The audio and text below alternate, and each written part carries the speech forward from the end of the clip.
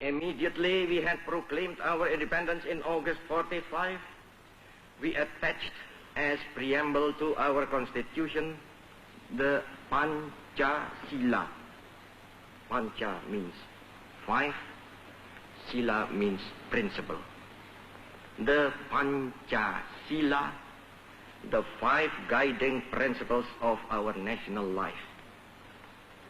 Perhaps you know already what our Pancasila is. It gives us the five principles of our state. These are: first, believe in God.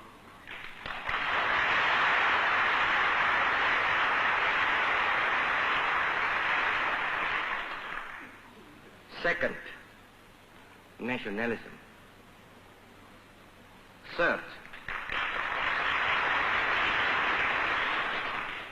Third, humanity.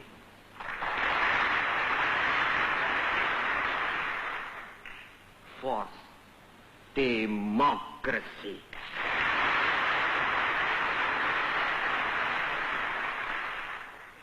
Fifth, social justice.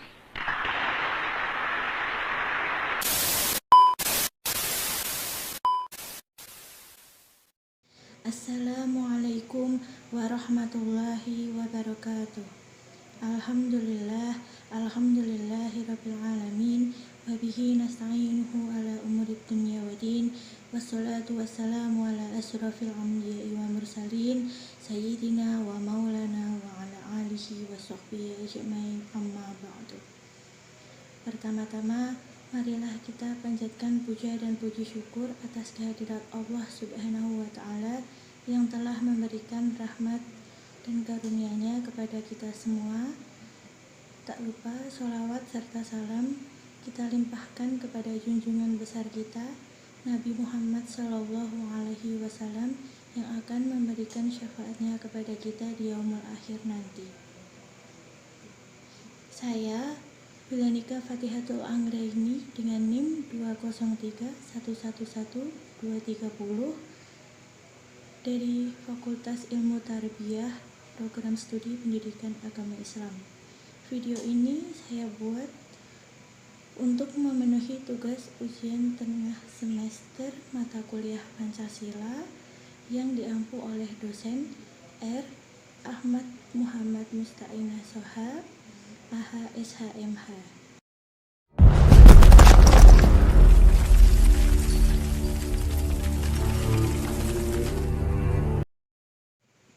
Di sini saya akan menjelaskan sedikit tentang Pancasila dari sudut pandang Islam.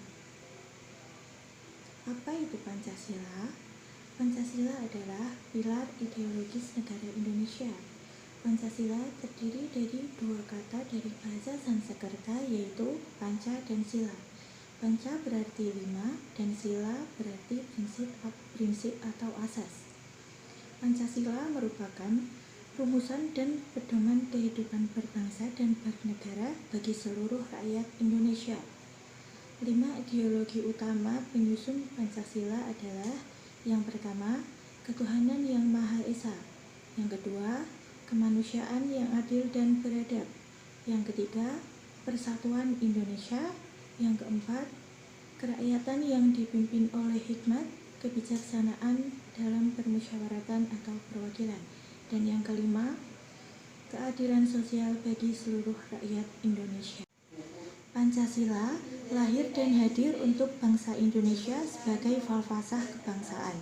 Di dalamnya, Pancasila mengandung nilai-nilai yang mencerminkan karakteristik bangsa yang plural, yaitu sebuah negara maritim dengan 18.108 pulau membentang terpanjang di muka bumi di kitaran Katulistiwa, subkultur dan etnisitas yang beragam, adat istiadat yang berbeda, dan agama yang plural. Dengan serba keragaman tersebut, jelas tidak mudah mengurus keberadaan bangsa negara ini. Pancasila merupakan konsensus nasional yang dapat diterima semua paham, golongan, dan kelompok masyarakat di Indonesia. Pancasila adalah dasar negara yang mempersatukan bangsa sekaligus bintang penuntun yang dinamis, yang mengarahkan bangsa dalam mencapai tujuannya. Dalam posisinya itu, Pancasila merupakan sumber jati diri, kepribadian, moralitas, dan haluan keselamatan bangsa. Nah, berikut adalah penjelasan mengenai setiap nilai-nilai dalam Pancasila.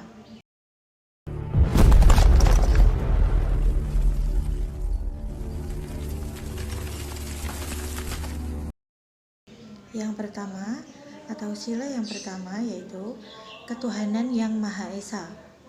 Nilai ketuhanan merupakan nilai tertinggi dan bersifat mutlak. Kedudukan manusia harus diletakkan dalam kerangka kedudukan manusia sebagai makhluk Tuhan. Oleh karena itu, tidak ada tempat bagi paham ateisme.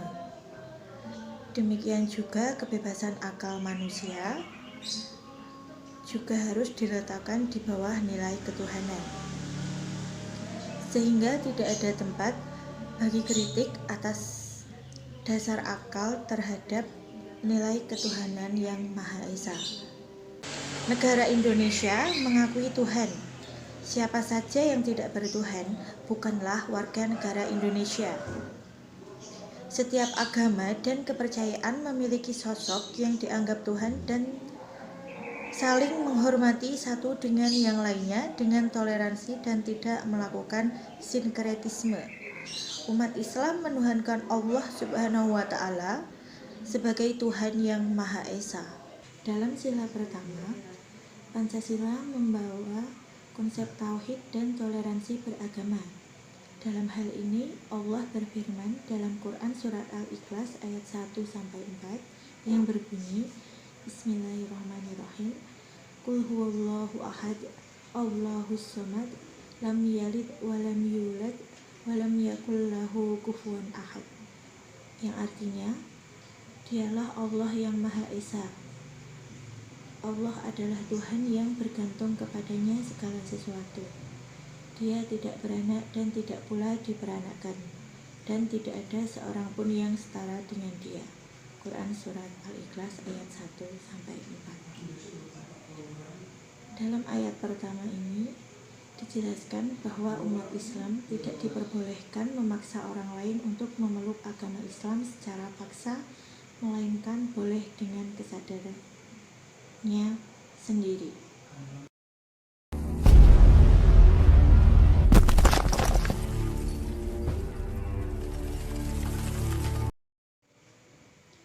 Sila kedua, kemanusiaan yang adil dan beradab. Kemanusiaan yang adil dan beradab mengandung suatu nilai kesadaran moral dan tingkah laku manusia yang didasarkan pada potensi budi nurani manusia dalam hubungan dengan nilai dan norma kebudayaan pada umumnya, baik diri sendiri terhadap manusia maupun terhadap lingkungannya. Nilai kemanusiaan yang beradab adalah perwujudan nilai kemanusiaan berbagai makhluk yang beragama, bermoral, dan berbudaya. Sebagai orang yang beriman atas eksistensi Tuhan, maka kita diperintahkan untuk berbuat adil sekalipun untuk kerabat tanpa membeda-bedakan. Hal ini berarti setiap orang harus sama di mata hukum. Firman Allah dalam Quran surat An-Nisa ayat 135 yang berbunyi, Bismillahirrahmanirrahim. Ya ayyuhalladzina amanu kunu qawwamina bil qisti syuhada'a lillahi walau ala anfusikum awil walidaini wal aqrabin. Yang artinya, wahai orang-orang yang beriman, jadilah kamu orang yang benar-benar penegak keadilan, menjadi saksi karena Allah, biarpun terhadap dirimu sendiri, ibu, bapak, dan kerabatmu. Quran surat An-Nisa ayat 135.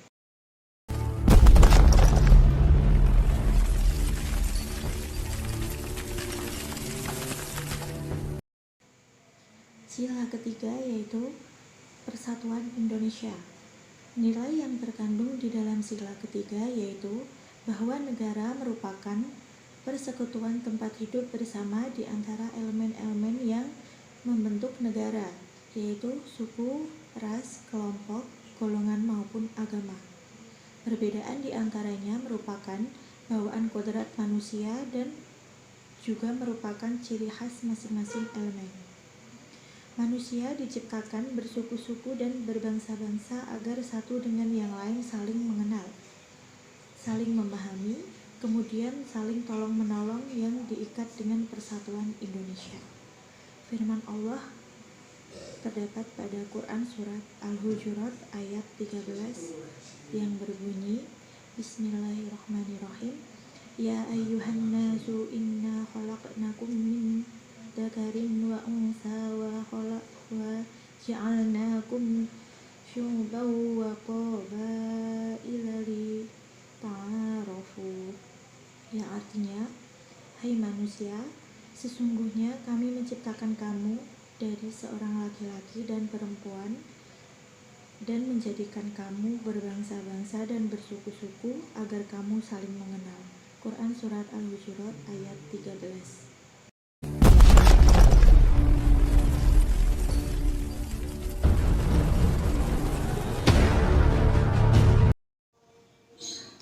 Sila keempat yaitu yang berbunyi, kerakyatan yang dipimpin oleh hikmat, kebijaksanaan dalam permusyawaratan atau perwakilan. Sila kerakyatan terkandung nilai demokrasi yang secara mutlak harus dilakukan dengan kehidupan bernegara.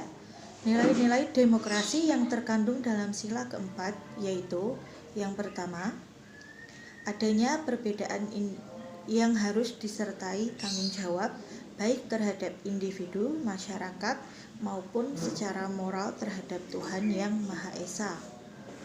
Yang kedua, mengakui perbedaan individu, kelompok, ras, suku, agama karena perbedaan adalah kodrat manusia.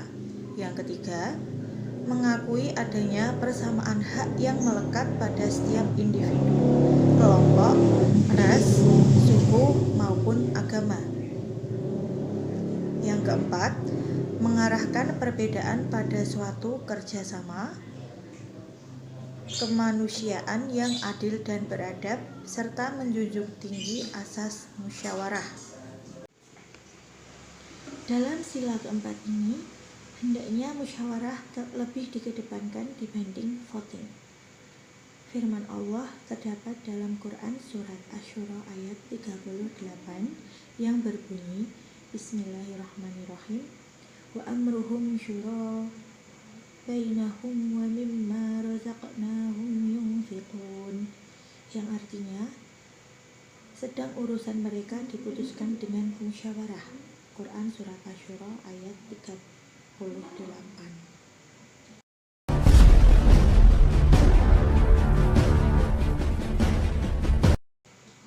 Sila kelima yaitu keadilan sosial bagi seluruh rakyat Indonesia. Dalam sila ini terkandung nilai yang merupakan tujuan negara sebagai tujuan dalam hidup bersama.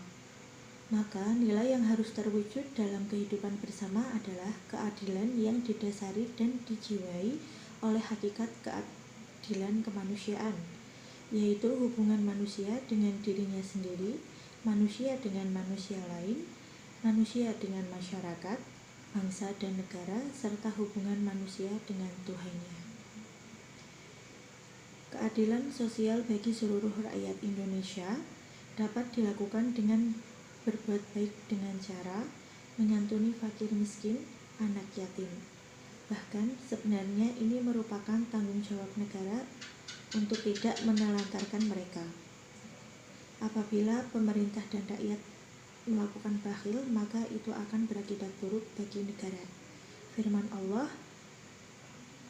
dalam Quran Surat Ali Imran ayat 180 yang berbunyi, Bismillahirrahmanirrahim.